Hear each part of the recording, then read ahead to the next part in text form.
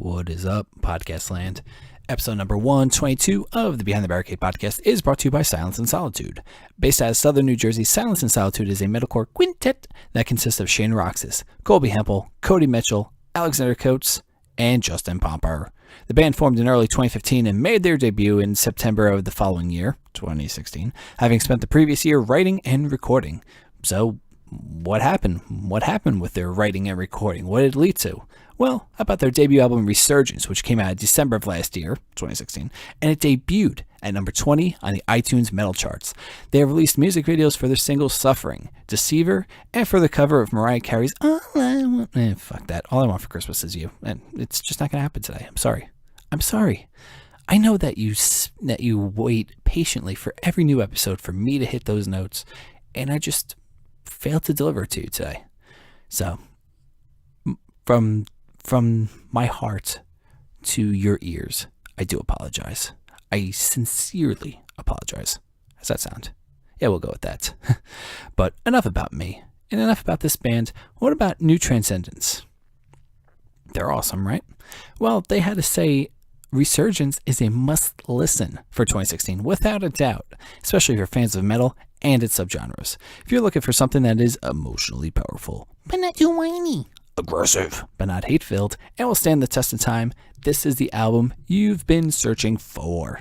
For more information, visit www.silenceandsolitude.com. Episode 100. That would have been 100. That is wrong. That is incorrect information. That's fake news right there, people. Episode 122 is also brought to you by 627. So imagine the Foo Fighters and Muse stuffed in an underground studio during the nuclear holocaust with nothing but Weezer and Radiohead albums to session. Well, you don't even have to imagine it anymore. All you have to do is listen to 627. They deliver the attitude of an underdog and the punch of a champion. 627's chunky guitar riffs, charismatic vocals, and emotional solos are the most beautiful ass-whooping your ears will have ever taken. For more information, hit up dub7records.com. That's D-U-B, the number 7records.com. And then like them on Facebook, facebook.com/SIXTWOSEVEN, and then the numbers 627. And last but not least, this episode is brought to you by the Golden Hearts Festival. It's a new festival featuring the best New Jersey and New York City local bands, taking place on August 9th and 10th at Gramercy Theater in New York City, right on East 23rd Street. It's a new festival that promotes the best of the best. So if you're chosen to play at this festival, you are the best around. Nothing's ever gonna keep you down. Yeah, that's right. On day one, you have Jinx, Born Anew, Trace Your Steps, The Harkening, Refinement, Iridian, Ender, and Idle Minds. Wow, almost had a Peter Brady moment. And it's time to change. And on day two, you have In Loving Memory, Monument of a Memory, Zoom, Shallow Views, Champ, Approaching Troy, Anahata, and Varsity. Tickets are $16 for each day, and doors open 5:30 p.m. Show starts promptly at 6. Get there early, be loud, support your local scene. Now today, in episode 122, I speak with Cody Perez. He is the lead singer of a band called Amerakin Overdose. And it starts right now. From out of the wasteland of generic podcasts and radio shows, one has emerged. It prides itself on having conversations with the most talented musicians from all over the world. If you like a boring question and answer interview, this isn't for you. If you want deep conversations about anything and everything, you've come to the right place.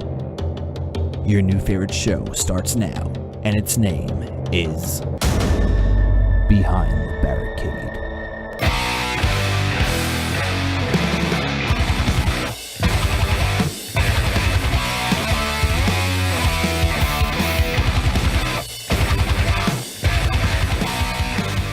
Cody.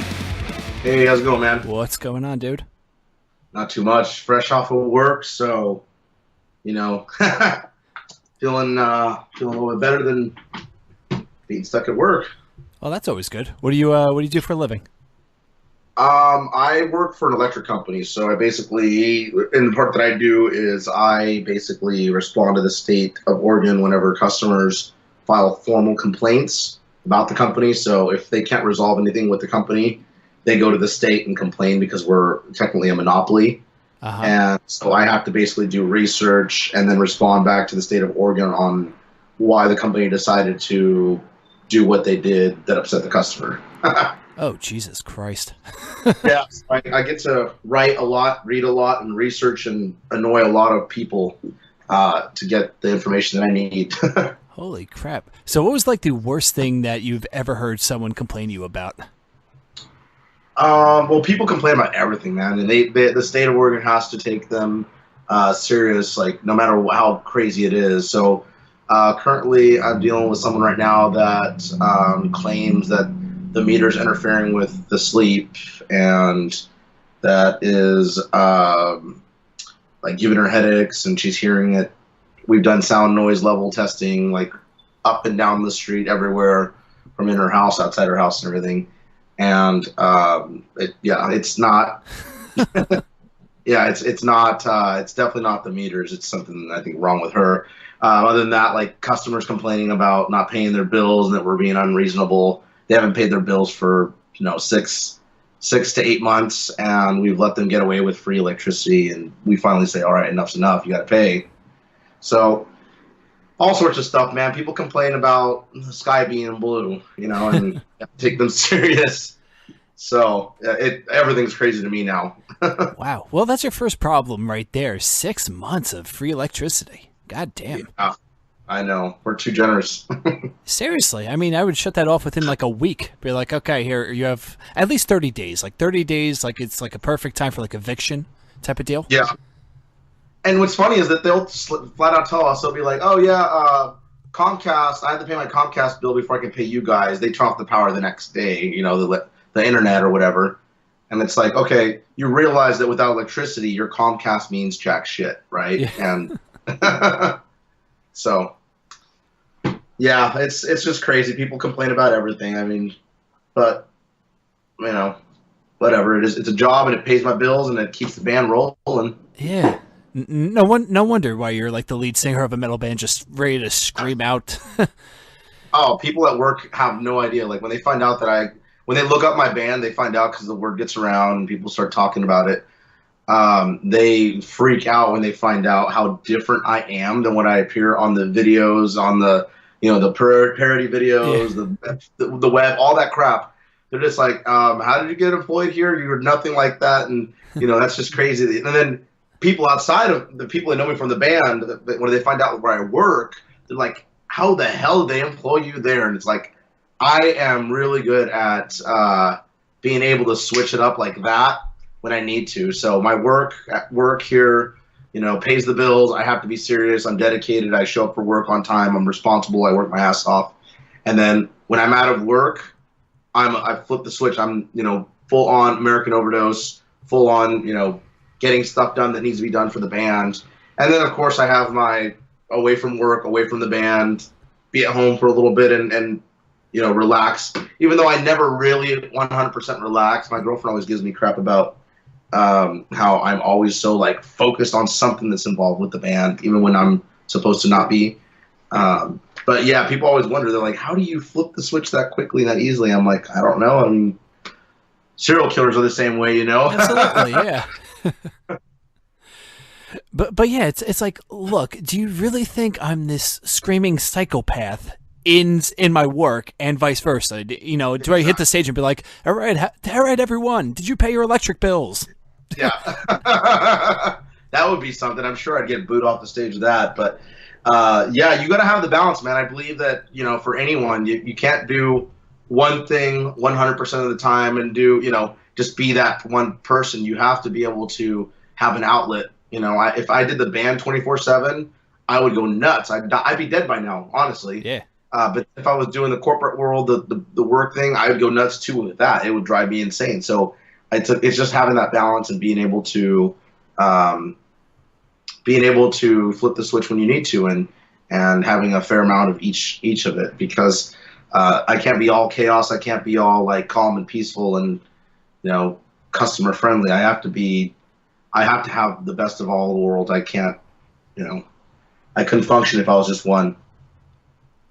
Yeah, absolutely. I mean, it would kind of suck because you would always, I don't want to say you would dream of like a normal life or like a life on the road, vice versa type of deal. But I mean, like, it sounds like you have a healthy medium to all of this, and that's exactly what you need, especially, being a DIY band like yourself, doing everything, not really relying on a label or like a booking agent or whatnot.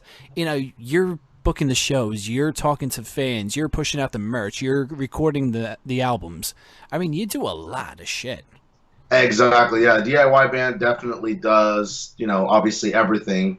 And then some. We all do things that we'll think outside the box and try to do other things that other bands we know are not doing, just to spread the word.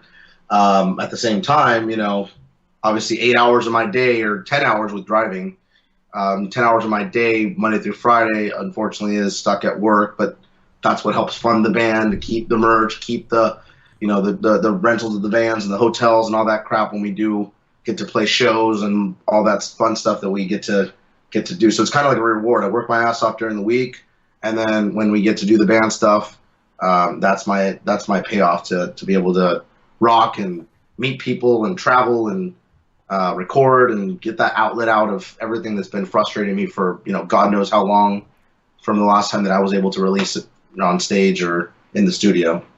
Yeah. And from what I've been seeing with like some of the live videos, with your music videos, you said you all shot that all yourself, right?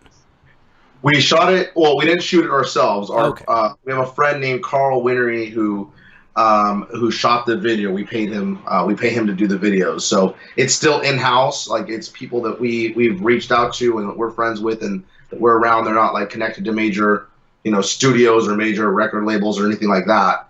It's all internal here in Portland. We do it.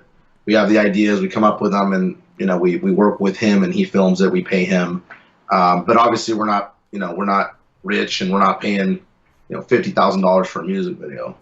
So yeah. It's still, I consider that still in house, since we hire him, and he basically just shoots and then edits and then gets us what we need. Yeah, absolutely, and I'm sure for a fraction of the cost, not, like you say, you're not paying 50 to 100,000 for that, and I'm sure, with the recording, you're not going to like Rick Rubin and paying like $1 million for that shit. Yeah, the recording's all done in house too. That actually is like really, really in house. Our guitar player / keyboard player, he has a recording studio. He's a producer as well. That's actually how I met him. Human from Human Studios. He records hip hop. He records rock. He records metal and whatnot. So everything gets done, thankfully, in his studio. He's got really great equipment, and he's got a great ear for sound and for writing, and so that's all handled internally as well. Yeah, and I'm sure it saves you a shit ton of money. Oh, yeah, for sure. The first album he charged us for, we ended up paying, I think, $5,000 to get it done, and then he realized, wow, I want to be a part of this full on, not just helping record and write it. I want to actually be a part of it and fully invested in it. And then he decided to become a full-fledged member. He switched from keyboards to guitar back and forth there for a bit. But he realized that, this band has some potential, and he was enjoying being a part of the growing. So he just decided to, that's his part of the job in the band, is that he records, he writes, and he produces. Well, some other members do other things, like my brother and I handle the business end of it. Pito, we hook up with promoters, with promoters, club owners, other bands to get shows rolling. We push the band. We go out to shows, hand out flyers, and let people know about our links, and hand out free demos. All that in person type of stuff. My brother Pete and I handle that end of it. So, we find each other's strengths. It's taken some time, but we found each other's strengths, and we utilize them for that specifically. And then, we don't force him to go out there and promote, because he's not really a social person. Pete and I are probably the most social in the band, and Brick, the drummer. Yeah, and it's pretty cool that you said that you do everything in person, man. There's nothing worse than getting a random Facebook message, be like, listen to my band. Here's a link. I'm like, I'm not listening to this fucking thing. Yeah, we like the in person thing. We still use social media, because social media really does help. Yeah. but we don't cram it down people's throats too much. We cram it down on our own pages, but obviously we're not going to go to some random person's page and say, "Here, I'm going to post this on your wall. Come check out my band," and none of that crap. But at shows, you bet your ass we're going to be right in your face, and we'll show up in makeup, even if it's 100 and something degrees out. We're there in person. People are taking pictures with us, which attracts more people to come out and find out what the hell is this, or who the hell is that. We hand them a flyer, we hand them a demo, the name sticks with them, and then they go tell more people about it, and that's that in-person thing. You can't replace that. That will never, no matter what social media or how good you are at social media, that in-person connection, you can't replace through any website or any video or any social media outlet out there, period. Yeah. And I wish it was kind of more like the old days where you actually had to go to local shows to hear about newer bands. And I just love that. There was nothing better than just going to a show and be like, holy shit, this band is incredible. Of course, you have a lot of duds. But I miss those days too. I really do, because I remember that's what it was like when I first was starting to like local music. Because I always, I never really thought about, oh, this band used to be a local band. I just, I listened to, over here was 101 KUFO. That was the rock station that played the metal and whatnot. But I never thought about like, oh, local scene. And then once I started like actually playing in bands and getting out there, then I started attending local shows. And I do miss that, where people would show up. No one's on their phones. No one's, everyone's just there in the moment, enjoying it, rocking out to the bands. And when you go see a live show, whether it's a national act or a local band, you don't know what to expect because you haven't had it on YouTube for, weeks, and people, stealing the set list and putting it online for everyone to know what songs they're going to sing. I used to love every element of going to a rock show, whether it was from driving there to waiting in line to, waiting for the band that you were waiting to go on, to finding out what songs you were going to play and waiting to see if you're going to get to meet them at the end of the night. Like that, all that stuff was just, I remember my brother and I used to sneak in with cameras because they wouldn't allow for any photography inside. We would stick the cameras in between our legs, like near our crotch area, with tape, and then they would pat us down. We'd get in, and then we'd have to rip these things off of our hairy ass legs, and it would hurt like a son of a bitch, but it was worth it because we'd get that shitty ass picture from a distance of the band that we went there to go see, and then we'd go brag about, oh, I got a picture. Look at this. Like, this is a picture I took. Nowadays, kids take their phones and they don't have to do any of that, and they take it for granted. They got this fancy ass camera. They can zoom in and they can do, it's a different world we live in now. It's crazy to think about when I was a kid. I used to go to shows versus what it's like nowadays, and that's why people take it for granted, I think, now, because it's not the same. Yeah, there was nothing worse than like trying to get like a jump shot with a point and shoot camera. Oh my God, dude. It's all blurry. You get the lights that kind of look like there's a demon coming out of the lights, some spirit or something, and you get the red eye and you get the blurry picture. Yeah, I got plenty of those from back in the day, when the early 2000s or late 90s. Shows that I used to go to. Yeah, and you would see so many bands that you could think about now, and you'd be like, "Wow, why didn't they make it?" Yeah, there's a lot of bands that I listen to still, and it's funny. I talked to some of those band members from previous bands I used to listen to that were on major tours and major festivals, and I'm like, "What the hell happened?" Like they were on a major label, they were on major tours, but I totally get it now. It makes sense that there's so much things that can happen on the road, so much chaos that can be caused between band members and all that, where you do it for so long, and it gets to a point where it's like, all right, I put all my eggs in a basket here, and it's crumbled. I don't want to start from ground up again. You lose motivation eventually at some point, and I can totally see why some of those bands ended up just saying, fuck it, I'm done with music, and it left a bitter taste in their mouth. But there's so many great bands from back in my day that I'm just like, man, that band should have blown up even bigger. Yeah. But yeah, it doesn't help that I'm from New Jersey, and we were like the mecca of the like early 2000s scene. Like you go to a local show, it's My Chemical Romance, Census Fail, the Early November, like all these powerhouses now. Back then they were just literally standing on the floor right in front of you playing. That's crazy. So you were from where you're from, you saw probably El Nino coming up. You saw Killswitch Engage and Lamb of God and all those bands coming up as well. Then that's crazy. Hell yeah! I mean, that's all that came through New Jersey. Like it was it's basically the bands that wanted to play New York City but didn't really maybe have the connections or couldn't draw enough, so they just play at a regular local VFW or like a Knights of Columbus or something like that. And like you saw a lot of fucking bands. Like I remember one show, the opening band of this. It was like a mixed show. Like you had some pop punk, you had some post hardcore, you had some like heavy metal and shit like that. The opening band was a small band from Maryland that drove up for a show, and their name was All Time Low. All Time Low? Yeah. That sounds familiar. They're pretty much one of the biggest pop punk bands right now. Okay. Well, yeah, I don't listen to too much pop punk, but that sounds very familiar. So they've been around that long, huh? They were working at it, and eventually they got a big break. That's what it sounds like. Yeah, and that's why I still respect them to this day. I mean, they put out some like bubblegum pop songs. I mean, it is what it is. I mean, it's either you like it or you don't. But I just hadn't heard of them. Like I heard the name. I can't honestly say that I've actually listened to them. But yeah, I listen to everything, man. I listen to pop stuff. I listen to country. I listen to metal. I listen to rap. Like, I like it all. I don't discriminate. If it feels good, it sounds good, I like it. I don't care if people like it or other people like it or not. Yeah, exactly. I mean, I look at things as like there's no such thing as a guilty pleasure. It's either you like it or you don't. I mean, it doesn't matter if you care to admit it. Like, who the hell's gonna make fun of you? Who the hell cares? I mean, it's like music is like a mood. It's like you don't always have this certain mood you're in, right? So you're not just gonna listen to one type of music. Music sets moods, it sets tones, and you don't always want to be in this mood and this tone. So you got to have a variety, and it's good to switch it up. Like my iPod, I'm like, it's the iPod. I still use one. It was the worst invention ever because I'm literally on there like having music ADD, where I'm listening to a song for about a minute and a half, and then boom, I'm on to something completely different, and yeah.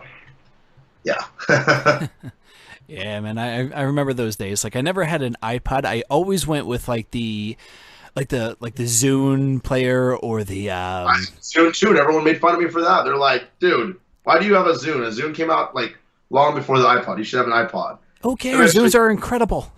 They were. It was great. It was simple. And when I got the iPod, I remember when I first got the iPod, it completely like hid my music or erased it or something. It turned it into like Apple format because I was on a desktop. Yeah. And it's a Windows. And it completely like hit all my music. I freaked out. I ended up having to get my Apple nerd friends to assist me with finding the music again. And then after that, I was just like, all right, I'm going to go buy another Zune. I bought a Zune.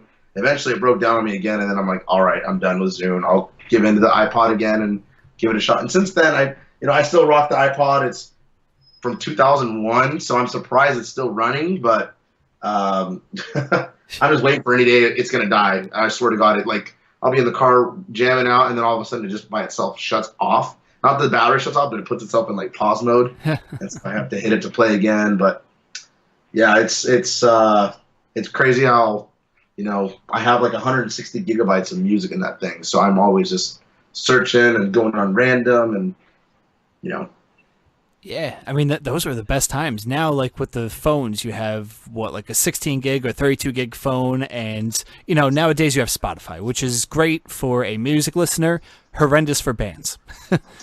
Yeah, I mean, it's great. It's great for some bands, I guess, because I hear people say like, "Oh, I didn't know about you guys, but I was listening to so and so, and then on Spotify, you guys came on, and then they look us up and whatnot." But for me as a music listener, I think it's great if I'm just like, all right, I'm in the fucking mood. This is the type of music I want to listen to. Go ahead and play it. But if I'm in the mood where I have certain songs I want to hear in a certain playlist, I don't know that necessarily I like that, but that you don't have too much control on that unless I think you pay for it. Yeah. But I just, nowadays I just rock the iPod because I can load it with whatever I want, and I just have all the music on there, and I have control of what I'm listening to, and not some jerk off on Spotify, setting a program to have certain songs played over and over and over again. Yeah, and there was nothing worse than Pandora. There's nothing worse than Pandora, where it's like, okay, you know what, here, I don't want to listen to that song. You skip it, and then you run out of skips, and then that song comes on like 3 times in a row, and you're like, what am I doing here? I'll go on record and say, fuck Pandora. Absolutely. They put our first CD on their station, and then their recent one, because of our album cover maybe, or maybe it's because we have a song called Cunt, they sent us a message back and said, that they didn't feel like our material was suitable for their station or their application or whatever the fuck. It's like, dude, you play our first album on there, you have our full first length album, and people, hear it on there and check it out, and you won't play, or you won't have our we have an alternate CD cover we can send you. They weren't interested in it though. No. So whatever, fuck them. Absolutely. Oh god, there's nothing worse. I think the same thing happened with my old band. We sent it to Pandora and we received something back. Like, it was for our only EP that we ever released. And it got sent back saying, no, sorry, it's not acceptable. I'm like, oh, this is weird. I mean, we have 4 tracks. I mean, I only say the word fuck once. Like, it was pretty, it's a pretty clean CD, but the album cover is basically me laying down bloody with a pig's mask, and the bass player's, my former bass player, Chris, takes his boot and about to, like, do that American History X, the curb stomp type of thing. Oh, yeah. I was like, okay, maybe that's a little too much. I like the sound of it. What was the name of the band? Too Far Lost. Too Far Lost. You guys have music up online I can check out later? Yeah, we're up everywhere. You could go even on YouTube, youtube.com/toofarlostrock, I want to say. Okay, I'll check it out, dude. That sounds up my alley. Yeah, and that whole thing was actually my idea, too. That's awesome. That's great. Well, I mean, the title of the EP was Corrupted Swine, so, I mean, obviously it's either going to be put up like a politician type of deal, or, or we actually make it a pig. So that's... Yeah, and that's the shit that sells. I don't understand why they, like, with the internet and access to the internet, people see a lot worse shit than that. It's get over it, just put it out there. Don't fucking censor me. Fuck you. Yeah, it's crazy that you're like maybe, 3 to 5 clicks away from seeing an ISIS beheading? Yeah, exactly. Yeah. They'll post that on TV, national TV, but God forbid you have an album cover where it's staged and it's, fuck it, whatever. Exactly, and then the worst part is it's like, here's some footage that we may think that viewers might be a little too sensitive. So if there's any kids in the room, please let them move away. Here it is in entirety. It's like, oh, great. Yeah, fucking stupid. People are dumb, trying to strip our freedoms away, whatever. People will find it, whatever they're looking for, they will find, and look for a reason to bitch. Exactly. But I mean, that's the problem. I mean, obviously everyone has a voice and everyone should have a voice, but then again, a lot of people shouldn't have a voice all at the same time. Yeah, I mean, yeah. Like, if you hate your life that much that you're just going on to, let's say, Ariana Grande, we're not even going to talk about what the hell just happened in Manchester. But, like, if you're going on, like, Ariana Grande, I can't even say her goddamn name. If you go on, like, her Instagram and say, oh, yeah, you suck, you're fat, kill yourself. It's like, really? What inside of you is making you just go, yeah, my life is terrible, but I'm going to go on and talk about some celebrity that has no idea who I am. And, those are the type of people that you're like, no. People, it's like, if you have that much time to go on there and just bash on an artist or an actor or whatever, and just troll their websites with hate and messages and talking shit, it's like, dude, you have way too much time on your hands. You have so much passion against what, maybe you don't actually hate them. Sometimes I wonder if people actually hate these things because obviously they have a real passion for whatever it is that they're, saying, or this artist, if they're going to, whether it's hate or love, it makes you wonder. It's like, don't you have something else better that you can be doing right now, more productive with your own life to better your life or better the life around the people around you or the people around you?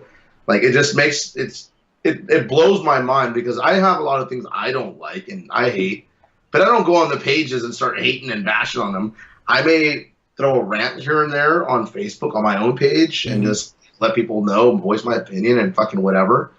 But I'm not going to go on someone's page, some artist that I don't like, and just say how horrible they are and how they suck and how their music is garbage and they should kill themselves and that they're not going to be anybody. Like, that's just, it blows my mind that people do this. And we've had that happen a lot to us anytime we're in the press, we have so many people that flock over there. Like, you could have, for example, the PRP can post about, like, Slipknot, they can post about Five Finger Death Punch or Metallica or whatever, and if they post something about us, just some random jerk off band from fucking Portland, Oregon, post some random article about us, something that we said or something that we did or something that we released, and that will be the hottest topic that they have on their page. They literally will have like fucking hundreds of shares and hundreds of comments. Most of those comments are negative, people just talking shit, ripping us apart. They don't even check out the music. No. They just instantly assume that we're this or we're that, and then just start ripping us to shreds. It's like, you guys have way too much time on your hands, and I don't give a fuck if you're talking shit. As long as you're making us the hot story, that's what's making these media outlets fucking post about us, whether they like us or not. They know that there's going to be traffic generating and comments, and they're going to, whether the comments are good or bad, they don't care. They just want that. They want the crowd. They want the traffic on their pages. So people are just so stupid. They don't realize that. Like, you're not doing anything productive by just bashing on a band. For one, we're not going to quit. For two, you're just making us more relevant. For three, you're wasting your own fucking time that you could be doing something with your own life to better it. And people are just stupid. Yeah, not to mention, if you go on YouTube and you post a whole bunch of terrible comments about something, it's only going to make the band more popular. Yeah, because that's at the end of the day, that's what the promoters are looking for, the booking agents, the record labels. They're looking for numbers. They don't care if you're loved or hated. They just want to see that there's a lot of traffic. They want to see that your name is going to get recognition, that you're going to have people talking about you, that you're going to be a hot topic. They don't really care what it is that people are saying about you. That's why you see, like, I know plenty of people that have so much talent and so much, like, they can do all these great things, but it's like, you can have all the talent in the world, but if you're not in the spotlight and you're not getting the attention, talent only gets you so far nowadays anymore. Yeah. Yeah. So exactly what were you thinking when you just saw that Metal Sucks article come out? Because I read that before and I thought that was one of the funniest goddamn things I've seen in a while. So which Metal Sucks one? Oh my God, there's more than one. About us or about just in general? No, about you, about the from Axl Rosenberg. There was Axl Rosenberg did one on us on a video, but then someone else did another one from Metal Sucks where, and I'm not 100% sure if it was Metal Sucks or if it was another media source, but they literally grabbed our cut video and they made like a storyline of every single second of that video where they're making comments. They paused it and they would leave a comment of between this second and this second, and then they make funny comments talking shit. Between this second, funny comment, this is what, something like that. When I read that, I was buzzing and I was pissed off. Like, I'm like, what the fuck? I was actually at Slipknot Marilyn Manson when I read that. And I flipped out. And I'd been drinking all day. We're there, hanging out and at the festival. And I read that and I'm like, what the fuck? And I'm like, I didn't realize till later on that that's what they do. Metal Sucks, just for the most part, they have their articles where they like, certain bands and they praise them and suck them off or whatever on their page. But for the most part, every band they post on there, their fans or their traffic just shits on them, talks mad shit. So after a while, I went on there and I did talk some shit back to people. But then after that, I was like, I don't need to waste my time on this shit anymore. For one, we got on the Metal Sucks thing, whether it was good or bad, I don't really care. The fact is that we got on there, we got the attention, we got the name out. People are familiar now with the name on that page. So whatever. For two, these people, I don't really care if they like us or not. We're gonna keep going. But at first, I was flipping out, dude. I got pissed. I was on there and I'm like, this is war. I'm gonna go fucking attack all these fucking people that are talking shit on there. And then people, like our fans, started going on there and started talking shit to them and getting arguments. And it's just like, I'm sure the guys from Metal Sucks were like, yes, more people are, traffic. Yeah, because they're basically they're like the Onion, but the metal version of it. I mean, I don't know exactly what they think, but like most of the articles is basically just them trashing everything except for like Clutch. I think Clutch is like the only immune band.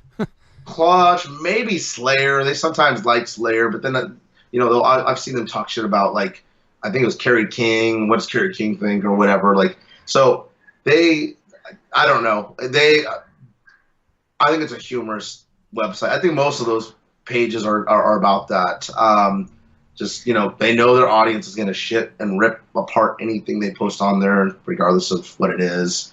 I'm just glad that we got to be on there. That's pretty cool. That is an accomplishment. Axl, thank you very much for fucking getting us on there, dude. Yeah, you got the main guy, man. Yeah, what is it? Axel Rosenberg or yeah, something like that. Yeah. So big cheers to him, whether he likes it or not. Fucking, that's pretty cool. We got on Alternative Press as well a couple of weeks ago, which that really fucking shocked the shit out of it. We're like, what the how the hell did we get on there? Because even when we played for when we paid for PR last year, the biggest thing we got was Revolver magazine. We were the front article for them when we released our video for I Alone. Uh-huh. And Alternative Press never touched it. We were going to release the Letting Go video of Waylon, and they wouldn't touch it. A lot of people wouldn't touch it, so we said, fuck you. We're going to release it on our own. We released it on our own, and we did so well with it. We got the most hits on that, even compared to our video that was released through Revolver. Uh-huh. We got like 3 times the amount of views that the video that Revolver released on our own, because when we released it, we encouraged everyone to start telling people about it, and like Tattoo.com released it. Nice. And they got like, I don't know how many millions and millions of viewers. They posted on their Facebook a couple times. They posted on their actual website. So we had a lot of people that got behind it and ended up supporting it, even though no one would touch it when the PR company was shopping it around. Wow, that is very odd, because aren't they all under the same umbrella, more or less? I mean, obviously it's different news, but like it's the same parent company. So like if you would pay for PR for, one website, you get it on all of them? My understanding, and I don't know 100% sure. So we paid Adrenaline PR back in August. Adrenaline PR is like one of the big public relations company that works with like big band. They work with Il Nino. They work with Five Finger Death Punch. They've worked with Slayer, Metallica. Like they've been around for years and years and years and years. Mm-hmm. We paid them, and the way that they explained it to us, because we ended up getting on Fuse TV too, which was huge for us. There's a video online of us getting an interview on Fuse TV. We flew out to New York, and we did a bunch of media out there, and got filmed for TV and audio and interviews and all that out there.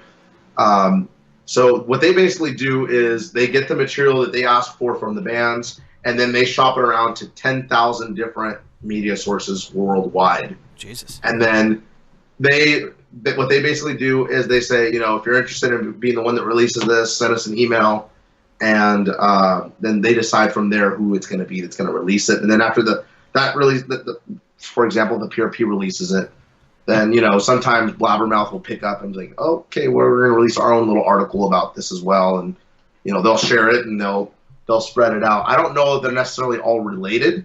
They may be. But we had no interest in the Letting Go video for whatever reason. People were not touching it. I don't know if I don't know what was behind the reasoning for that, but it did a lot better with us releasing it ourselves. So whatever. Yeah. Big fuck you to those media sources that didn't want to release it. And plus, it's basically on the scoreboard: DIY 1, big media 0. Exactly, and that's kind of like how we sold it to everyone on our pages, on all media, on Twitter, on Facebook, and everything. We said, we literally have no major media behind this. We need your help. Let's give them a big middle finger and show them that we can do better than what they did when they released it through Revolver. And other big media sources picked it up after they started seeing the video was released and people were sharing the hell out of it. So it in turn helped us out. So damn. It's great, the amount of, I guess, drive that some bands have like you, and it's also great that the fans are backing you up as well, because there's a lot of people that just be like, yeah, I'm gonna click like, whatever, done, whatever, and just brush it off. But I mean, you guys just prove that with the power of not only local scene but a pretty good fan base, you could get a lot done.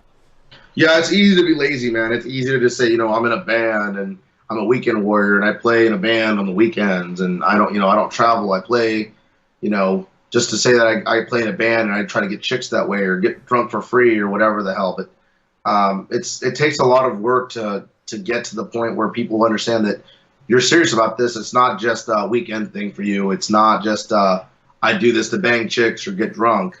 I mean business. I'm behind this. I believe in this, and I'm not going to let the people that believe in us down by just taking it for granted and not putting the effort into it. Like, you can't expect your listeners or your fans or whatever it is you want to call them to do all the work for you. They have to see and be motivated that you're doing it and you're pushing it for them to push it as well, because in turn, it motivates them to do whatever it is that they want to do with their lives, and they're inspired. And now they're like, okay, well, I see how hard he works for it, and it's working for him.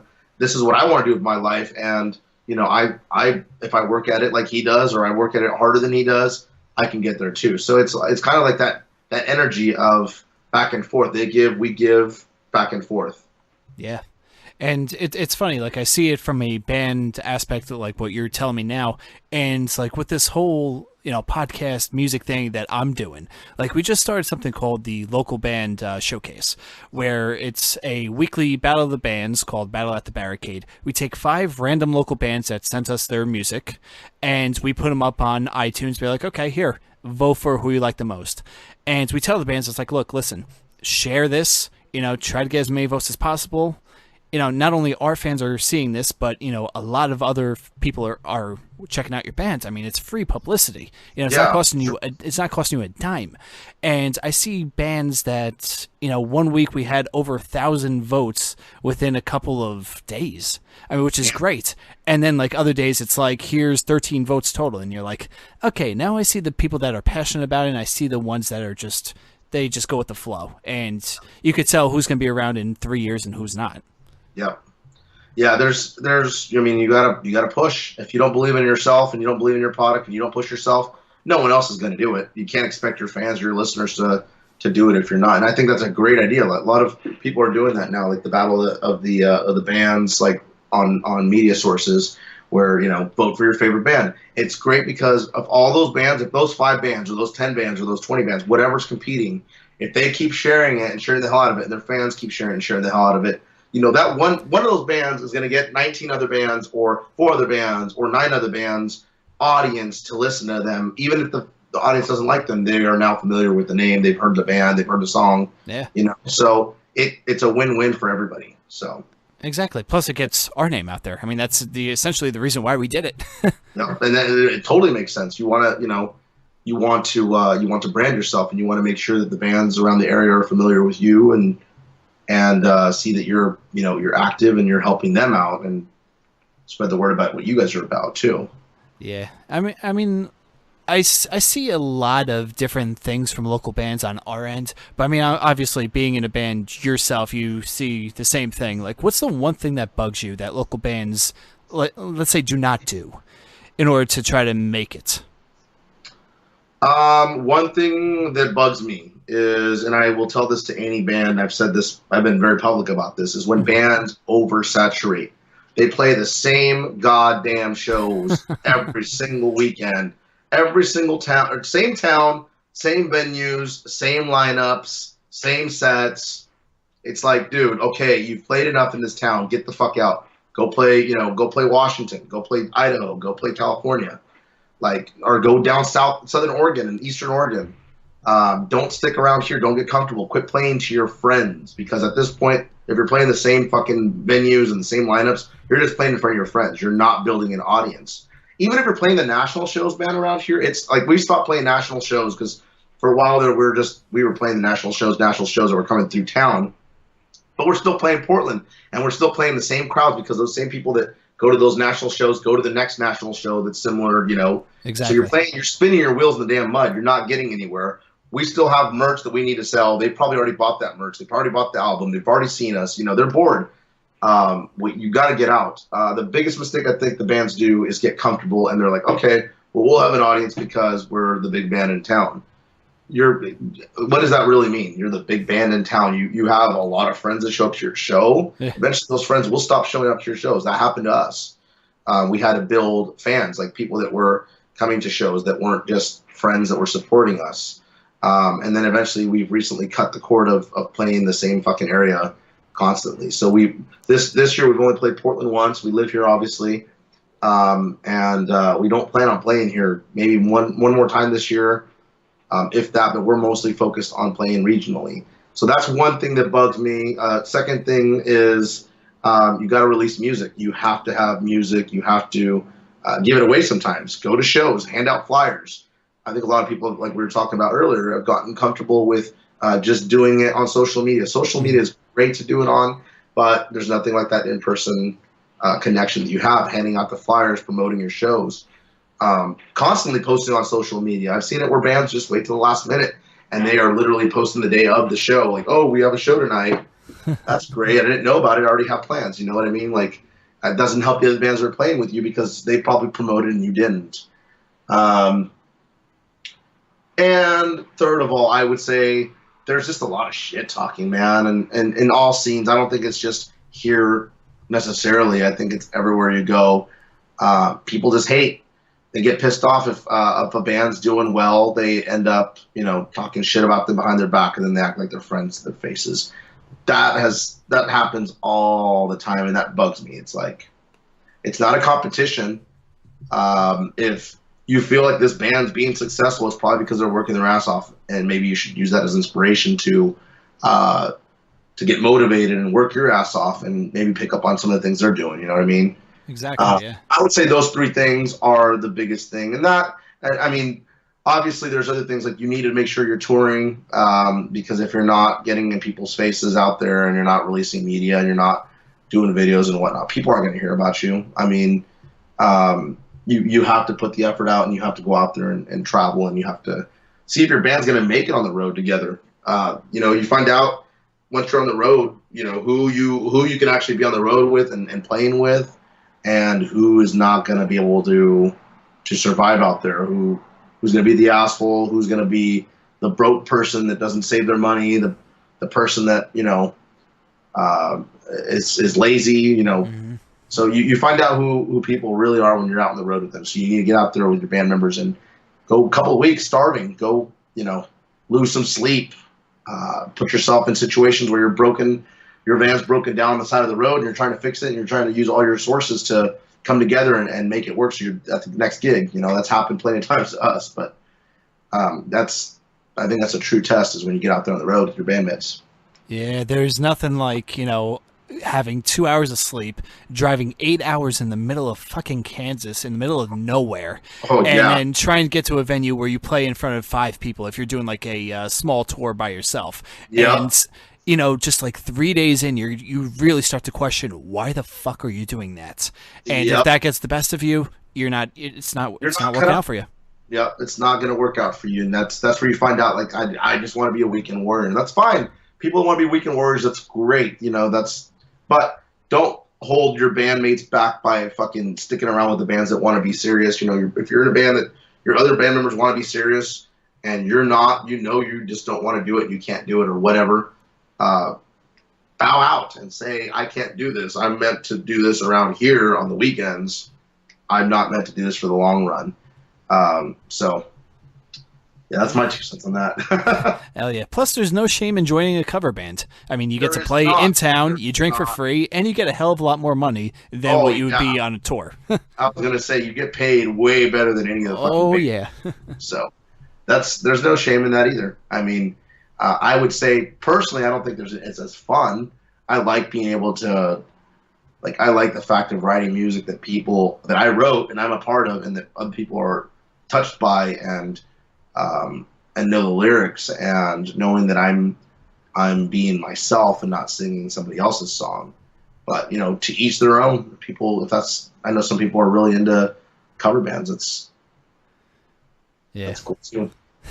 I mean, there's only so many times where you could play the same Maroon 5 song over and over and over again. It's like, oh, great, here comes this song I have to play. Oh, here comes the Christina Aguilera song, and it's just, there's no connection to it. That's the problem. Yeah, there's no passion real behind it. I mean, you'll get your crowd that sings along, but they're not singing along to your lyrics. They're singing along to the song that they recognize from the radio from the original artist. So, yeah, it's sad that those cover bands do get paid more than the bands that are working their asses off, that are writing it, that are, traveling and broke and shit. So it's a crazy world we live in nowadays, man, the music world. Yep, that and the whole local scene with the whole pay to play. How do you feel about that? Like, are you a fan of that? Or are you not?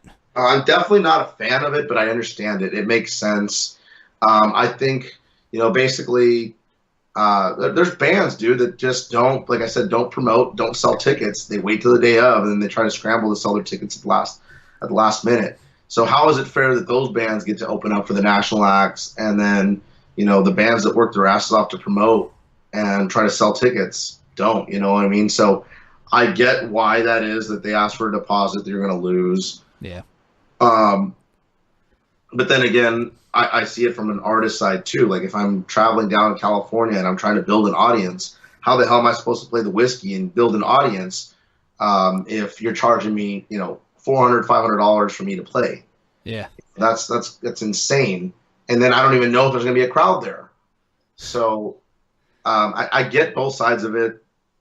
It's one of those things. Like here in Oregon, if we played here in Portland, I'm okay with selling tickets. I have no problem. I understand that, you know, it comes with the territory, and it shows that you're going to guarantee that you're going to work your ass off to promote the show, and the promoter doesn't have to worry about anything. But if I was a traveling musician that's in an underground band that's not really well known, and I'm going somewhere and I have to sell tickets to play your venue, it's like, dude, you're not even paying me really to play at your venue. And if you are, you're paying me shit money for tickets. Exactly. So, how am I supposed to build an audience if you're charging me to play somewhere that I can't even really afford to get to, and you're not even paying me? So I'm on the fence on that one, I would say.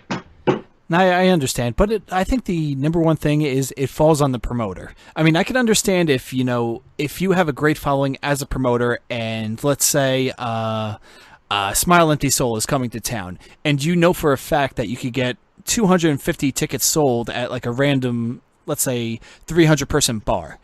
Yep. And, it does happen, and you throw a bone to a local band and be like, hey, listen, you know what, here, if you sell 15 to 20 tickets, I'll put you on a show. And that band knows, like, okay, look, if all I have to do is sell those tickets, I know for a fact 250 people are going to be there because of this promoter.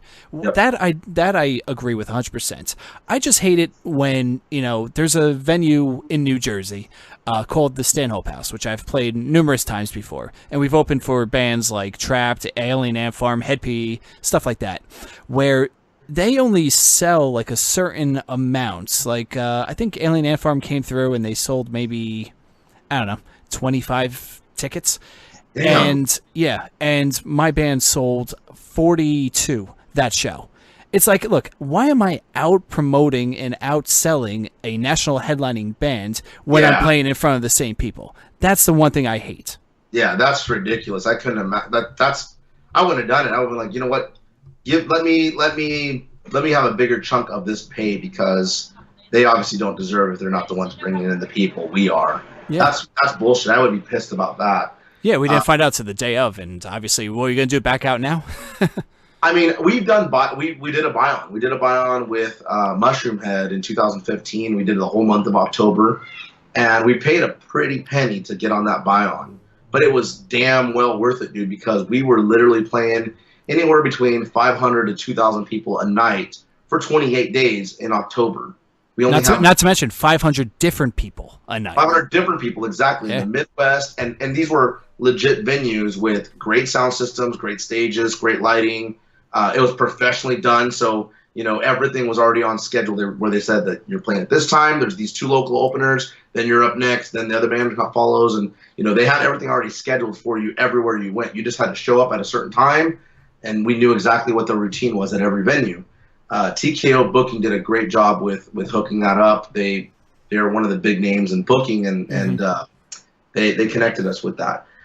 So that, it totally made sense. We basically, the breakdown of it was we paid about $250 per show for the tour, and we were killing it in merch sales. We were averaging about $500 easily to $600 in merch sales a night. So we made that money and then some. Yeah. So it was definitely damn well worth it in that case. But when you're playing with a band that just can't pull a crowd in that area, for example, like you said, Alien Ant Farm, and you're selling more tickets than them, fuck that. You got to make sure you're playing in front of an audience that you're going to build, you're going to gain something from just as well as they gain from whatever it is, the work that you're putting in for them. And you're going to be able to sell merch and get new fans behind you. So that's bullshit. I would have told them to fuck off if they're not going to pay me the money. I would have been like, I'm keeping these tickets. You can go to hell. and the worst part about it was like a $25 ticket, like an advanced sale ticket. So we sold 41 $25 tickets, and we made like $2 back on each ticket. That's fucked. Well, yeah. Not to name drop any people out here, but we get $1 per ticket out here when we sell for national acts. So think about that. You get a better deal than we do. That's bullshit. It's a crock of shit. If you're selling tickets at $20-$25 a pop, and you're paying the local band, if they sell 50 tickets, $1 per ticket, that's a ripoff, man. Oh, absolutely. It's a ripoff. Yeah, and they don't even hook you up in any other way either. It's like, okay, well, you know, you have to pay full price for beers. Here, you know what? We'll give you a 10% discount on food. It's like, oh, thank you for your. That's if they have food. Some places don't even have. So. And some places their food is very under par. Yeah, deep fried fucking taquitos and whatever the hell else that can deep fry. Oh yeah. There's nothing like terrible food at like 3 a.m. knowing, oh God, I gotta get up in like 5 hours. Oh yeah, fuck all that. Oh, absolutely. But I mean, it sounds like, you know, everything is working out for you guys. Like it seems like you're on the right path. You're heading upwards. And I also read a quick article. Did you also play Gathering of the Juggalos? We did. We played the Gathering of the Juggalos in 2015. We got invited. I don't even know how we got randomly invited to it, but we got invited to it, and they asked us to submit, and so we submitted. We didn't think anything of it. We're just like, you know, we don't want to get categorized as Juggalos because none of us really listen to that type of music. Not that we have anything against it, but we just don't. None of us are fans of the music for the most part. And but we knew that there was, you know, a lot of big bands that played out there, a lot of national acts. So we're like, let's just submit it. They're asking us to submit. There's a reason for that. So we submitted. We didn't hear about that. We didn't hear back from them for months. And then like maybe a month and a half prior to the gathering, they sent us an email and said, guess what? You guys are playing. We got you. We're going to promote your video. We're going to put you on the website and this and that. We went out there and, oh my God, dude, I have been to many, many, many, many festivals. Never been to a festival like The Gathering. Probably never will again. It was just fucking insane. The one we played at, I believe there was Mushroom Head, Puddle of Mud, Tech 9, Il Nino, King 810, Machine Gun Kelly. Who else was there? Obviously ICP and Twisted, all them guys. I'm trying to think. In This Moment was there. Yeah, they get a lot of amazing acts. I mean, other than the little hardcore rapping. It was mind-blowing good and just a badass time, but it was scary as fuck because we had just heard all these horror stories about it. We've seen videos. We get there, and literally there's like people offering us drugs everywhere that you can think of, shoving beers down our way and fucking, you know, one of the key things was, what was it? They were yelling like, show me your butthole, can I see your asshole, and shit like that was the tagline, I guess, of that year. What a great tagline. Yeah, so we get there, and Stitches and 3-6 Mafia were playing one of the stages that we had to cross through. So they had like multiple stages. We're driving in this van or truck with a trailer. We're pulling in at like 1 or 2 o'clock in the morning, and fucking there's this big, massive crowd just right in the middle of where we're supposed to go to get to our campsite. Because we were here for 5 days. And as soon as we pull up, we're like, you're going to have to wait till the show's done on this stage. You know, there's no way people are going to move for you guys. So we're tired as shit. We're waiting to get through. That stage does not close down until like 4:30 in the morning. Oh. We finally get through. We camp out. We set up tent in the middle of the night, middle morning, dark as hell. People are still lighting off bottle rockets, mortars, all sorts of shit, man. Just yelling, puking, nakedness everywhere. Fucking, We camp out. We fall asleep. Wake up the next morning. Loud music is blaring everywhere. Stages are going off. Naked people everywhere, fighting, and we ended up playing, I think, the third night in. And we just got to enjoy it, got to have fun, and saw a lot of crazy shit that you would never think you'd see. My brother ended up getting got his head bashed in during the El Nino set next to the guardrail. I had to take him in. He played the show with a concussion, bleeding out of his forehead. Right after that, we took him at like 1 o'clock in the morning to the emergency booth that they had there for people. When we brought him in, some girl got brought in, and she just got done getting raped by some dude. Oh, Jesus. And, that she was, like, terrified. I'd never been in a situation, like, where I'm seeing, like, all this crazy, like, crimes happen in front of me. And so the cops were there. They take her away in the ambulance. They go looking for the guy. The guy ended up getting arrested and beat down. But yeah, man, there was people just setting off like bottle rockets and mortars, and someone even tried setting off one of those helium tanks right next to our fucking campsite. Oh my God. Big, humongous one that pretty much would have been a missile if they would have set it off properly, and it would have just blown the fuck up and blown us all to pieces. That was scary as shit. So, the drugs and the alcohol they just flow freely there. People were just handing out drugs and walking around with signs that they're selling acid and fucking cocaine and all that crap. People were just out of their fucking minds out there. Lots of good food. There was a lot of concession stands, roller coasters, and fucking. We didn't shower the whole 5 days we were there. Oh. When we got out of there, the first thing we did was we went to the first stop right off the freeway where we leave the campsite, and we took each took an hour shower, no joke. I showered like 3 times while I was there, just because I couldn't get the fucking nastiness off of me, the dirtiness, dirt, just the smell of smoke, and just everything that you can think of, just the nastiest stuff. That was insane. I would do it again in a heartbeat. Definitely a memorable moment. Jesus Christ. And believe it or not, that's like a normal thing for at least 95% of the people there. For them, it is. They said that it just gets worse every year. So I can just imagine like what went on in the last couple of years since that happened. But yeah, we had a blast. It was a good time. It was a good experience. And I would definitely do it again. Jesus Christ. Because all, like you said, you read the horror stories. Like, that's all I see. Like, I saw, I think, a Vice little mini documentary on it where, like, a camera crew just followed around just random juggalos for a good, like, day or something like that. And I'm thinking to myself, I'm like, you know what? I might be at home here. As crazy as sadistic as it is, like, I'd fear going to, like, a hip-hop festival more than I would The Gathering. And it's dangerous, man. People are in there, and it's anarchy. The cops are there. There's like patrols going by, but they're not busting people for doing drugs. They're not busting people for, just being chaotic. They're mostly there to bust people that are actually like hurting people. So if you're obviously raping somebody or trying to kill somebody, they're gonna stop it. But they didn't give a fuck if people were walking around like literally selling drugs all over the venue because it was a private campground. Yeah. So it was just like complete anarchy. Jesus Christ, man. I don't know exactly what ICP and Psychopathic goes through each year to put this on, but oh my God. I'm sure they get lots of lawsuits. I would imagine that they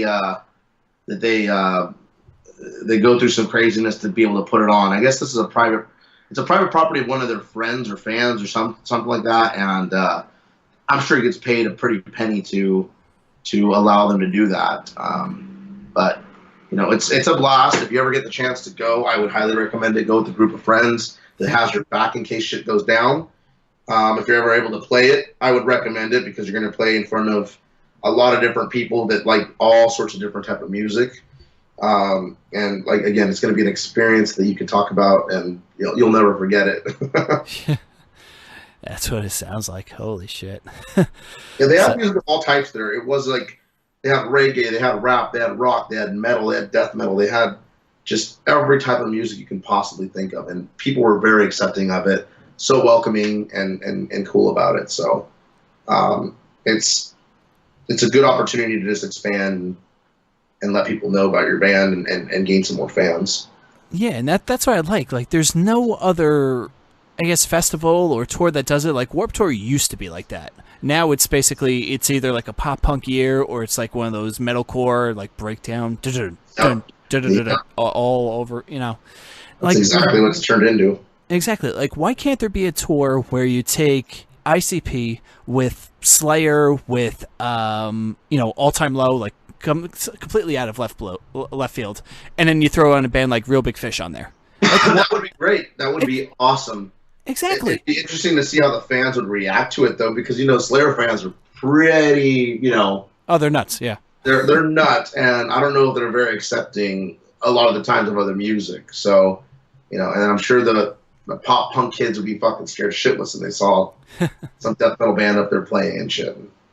Exactly. And here's the kicker. The day of, they spin a giant board, and whatever it lands on plays first. Oh, yeah. That wouldn't be too bad of an idea. Yeah, why not? Could cause a riot, but it'd be fun. It'd be a fun riot.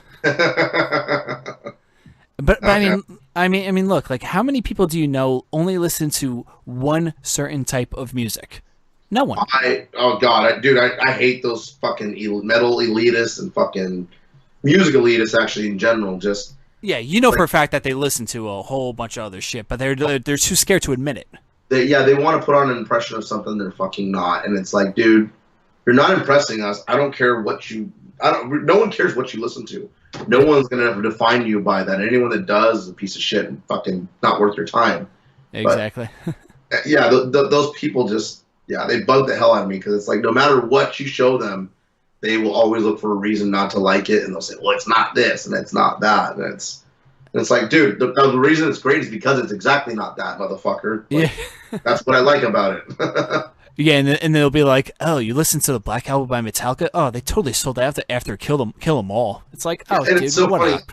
A lot of the metal elitists are so predictable. Like, you know exactly what they're gonna say, and it's like, okay, off with the fucking trend, off with your fucking goddamn bullshit. Just say it how it is, and tell me what you really like. I don't want to know about your fucking little character you're trying to play right now, that you're a metal elitist and you know everything about metal, and it's like, I don't give a fuck. There's never been rules in fucking rock and roll, man, and there shouldn't be. No. Why the hell should there be? Exactly. Listen to whatever you want. Don't bash others for what they listen to, and don't be a dick about it. You know. Yeah, I always tell people, because they're like, well, how do you stay on the music you don't like? Like, I'm like, I used to work at a bar, so even the stuff that I didn't like, I would hear a lot of times. I had to learn to just tune it out. I don't care that much. Where there's nothing in this world that bugs the shit out of me that much that gets played that I can't just tune it out. Yeah. You know, if I don't like it, I just tune it out. And I don't have to fucking say, oh, this band sucks, or this artist sucks, or whatever. I completely tune it out, and I don't bitch about it.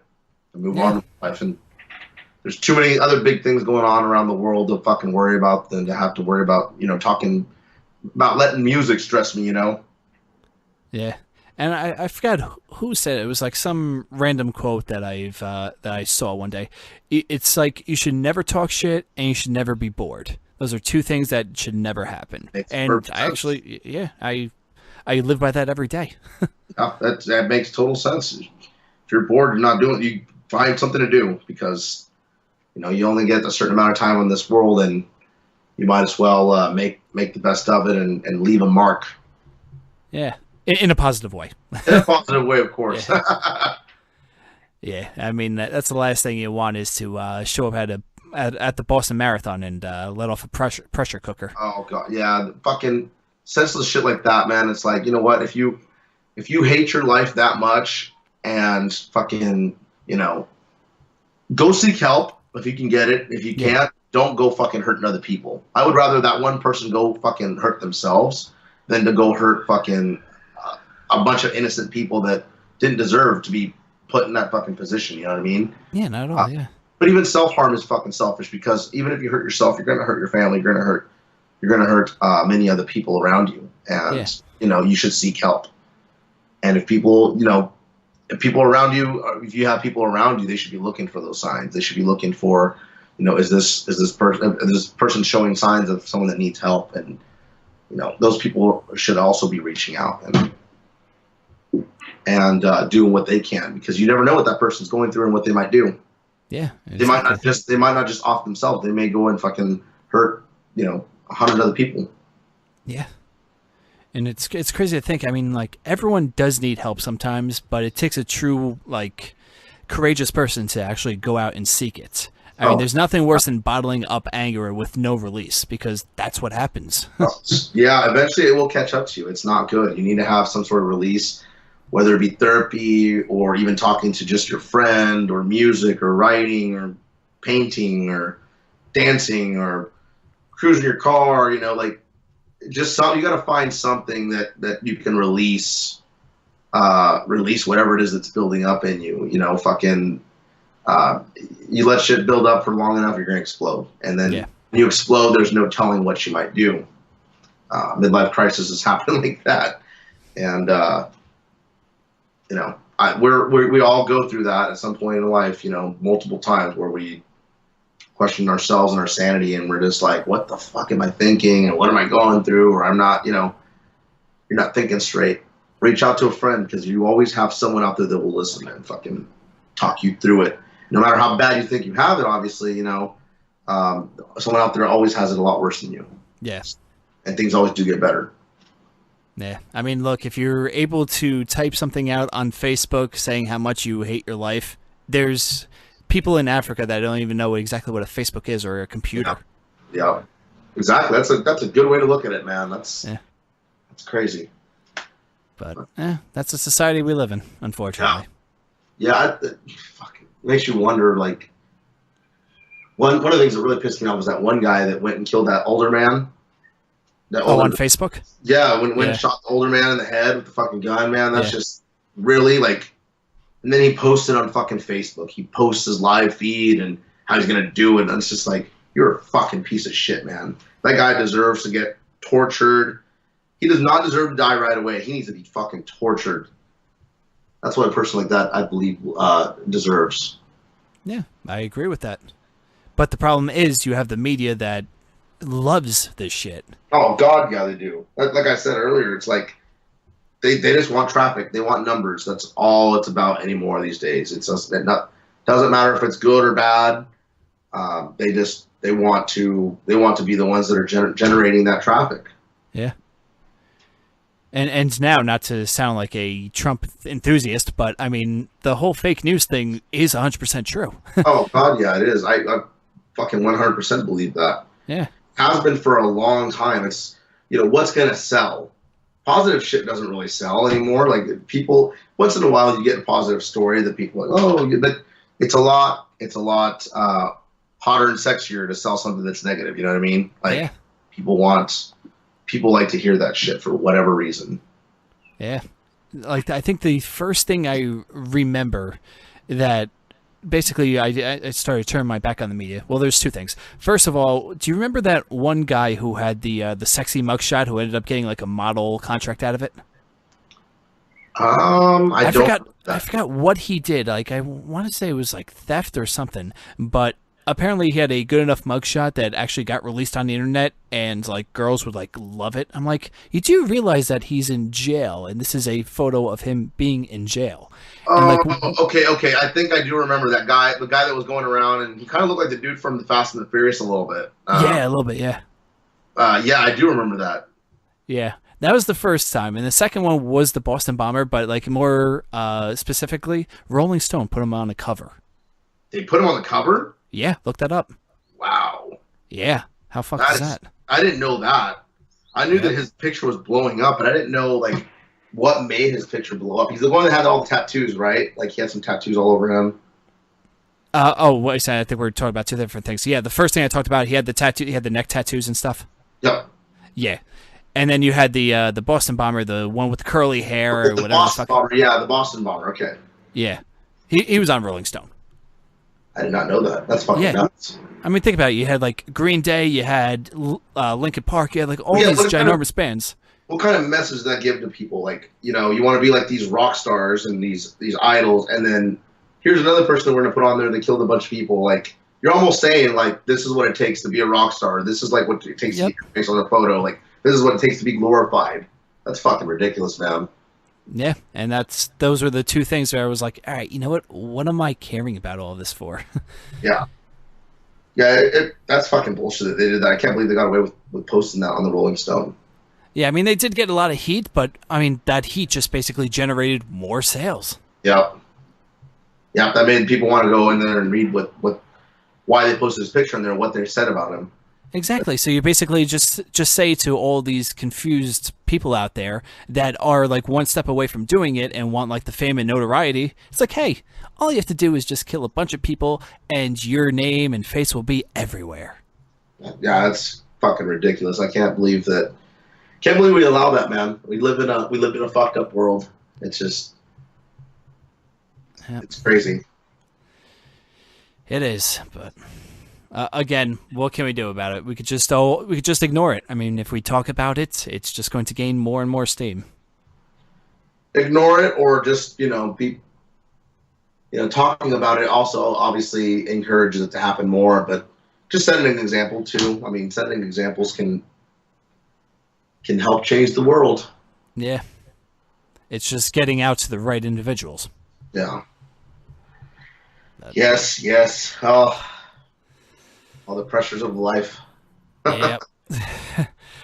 Well, I think now would be a good time to end things. And I'm talking about the podcast, not in any other way. Got to make myself clear because a lot of people like to take certain little bits of audio and they decide to throw that all out there with no context. Oh, yeah. Fucking that happens, man. It's people that, like we were just talking about, people just want the hot and sexy and they want to fucking exploit it. So. Yeah, well. Anyways, you guys are on Facebook at Amerakin Overdose. That's spelled Amerakin Overdose, spelled the traditional way. You guys are also on Twitter. Was it AM Overdose or something like that? It's American _OD. That was it, yes. Instagram, at American Overdose, all one word. We're on ReverbNation.com/American Overdose. We're on YouTube with all our videos at YouTube.com/American Overdose with the number 1 at the end of it. Okay, who had the regular American Overdose? I think we might have created it ourselves, and then we lost the password and just said, fuck it, we'll just one. That's what happened, because if you look up American Overdose, we're the only one that, like, we're the only band with that name. It was actually one of those fucking awesome things where I'm like, yes, finally a band where there's not a million of them out there, so... fuck you to anyone else that's ever came up with that name after we already had it out. I don't think there is, but if there is, we have just copyright that shit. Yeah, I think we might have already done that. I'm not 100% sure, but if not, I'm doing it tomorrow, motherfuckers. So don't think about it. We have merch, CDs, T-shirts, beanies, hats, panties, booty shorts, everything you can think of at AmericanOverdose.bandcamp.com. That's where we recommend buying the merch. For any listeners that may be from Washington, we are playing on, I don't even know what dates we're playing out there. We're playing, I think, the 19th and 20th. The 19th in Spokane, and then the 20th in Tacoma. So find us on Facebook to find out where exactly those are. One of them is at the Palomino. The other one is, I'm not even 100% sure, to be honest with you, but the Rock Loft in Tacoma. All right. But yeah, find us on the internet. We interact with all of our friends, fans, whatever you want to call them, fiends. We're working on new music right now as we speak, potentially a tour in August. We're working on another music video for the next single. We plan on releasing a couple of videos this year, and then we'll see what next year brings. Hell yeah. Well, Cody, thank you so much for this interview. Right before I let you go, we usually play out a song to end each interview of the bands we're talking with. Awesome. Anyone come into mind? Any song? Either Letting Go or I Alone, I think. Okay, which one are you pushing? We've been pushing Letting Go. That's the most recent one. Done. Awesome. Thanks, man. I appreciate it. We had an awesome interview. Hell yeah, man. I had a blast, too. Cool. All right. Have a good night. You too. All right. Tried rose behind the bleeds. Don't you wait on me. A composition that no one sees. Don't you wait on me. I stitch the past to make it last. Cut across all the seams. Confirm reflections, affected affection. Masked away by our addiction. I'm screaming out my confessions. Bringing hot, cold intentions. We tried so hard so many times. We cut the past in hate of the night. This really lies. Play the game, it will not die. Inflicted wounds. Leave all our death is an ending inside.